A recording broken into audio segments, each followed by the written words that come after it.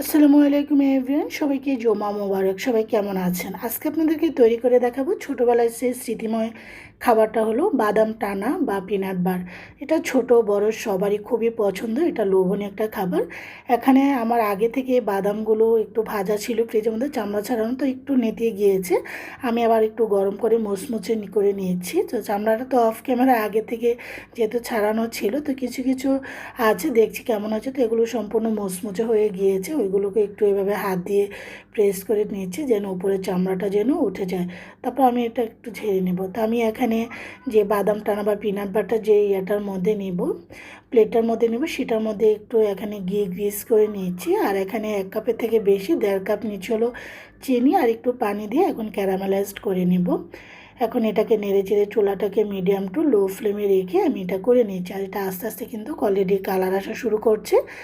এই বাদাম বাটা বা পিনাট বাটা এটা ছোটোবেলার অনেক স্মৃতিময় জিনিস, এটার সাথে মিশে আসছে। 1 চিমটি এখানে দিয়েছি হলো আমি এখানে যে খাবার সোডাটা আর একটু ঘি দিচ্ছি, ঘি এতে করে খুব সুন্দর একটা টেস্ট আসে। তবে খাবার সোডাটা 1 চিমটি দিবেন, এতে করে এটা অনেক দিন পর্যন্ত আপনার নর্মাল ফ্রিজে রেখে খেতে পারেন, অনেক মুচমুচে থাকে।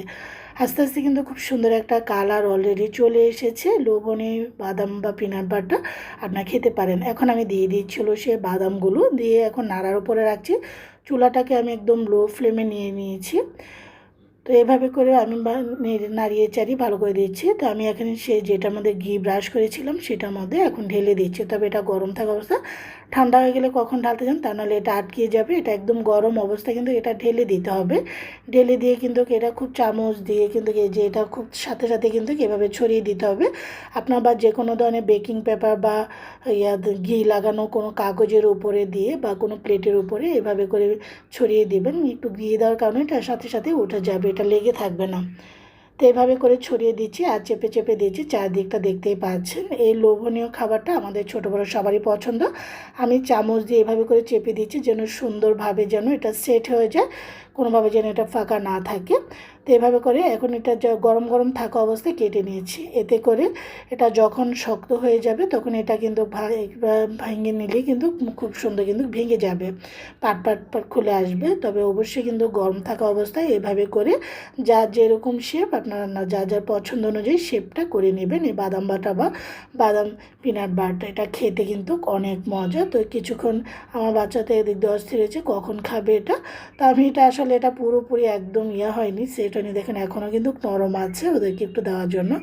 তো কিছুটা এক সাইড একদম মুচমুচে হয়ে গিয়েছে, কিছুটা এই যে খুলে আসছে, দেখুন কতটা মুচমুচে হয়ে গিয়েছে।